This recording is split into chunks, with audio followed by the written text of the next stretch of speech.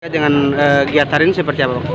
Giat hari ini yaitu lebih banyak untuk masih sifatnya himbauan untuk masyarakat yang menambang di penambangan ilegal ini untuk menyiapkan barang-barangnya, berkemas barang-barangnya untuk segera turun dari pertambangan ilegal ini.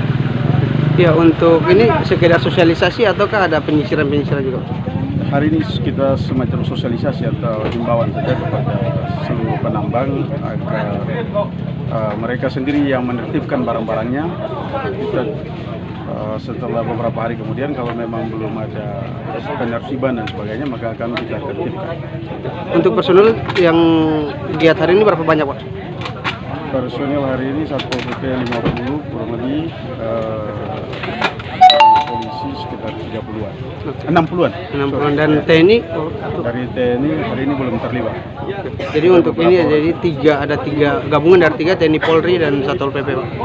Ya, untuk sosialisasi sendiri ini berapa lama dilaksanakan? Sosialisasi ini kami rencanakan 5 hari. 5 hari. Dari mulai hari ini, Pak. Mulai hari ini. Oke, jadi ini untuk himbauan yang kepada penambang untuk segera turun meninggalkan lokasi. Segera turun untuk meninggalkan lokasi pertambangan ilegal. Oke, siap. Terima kasih, Pak. Terima kasih sudah nonton. Jangan lupa like, subscribe, dan share ya.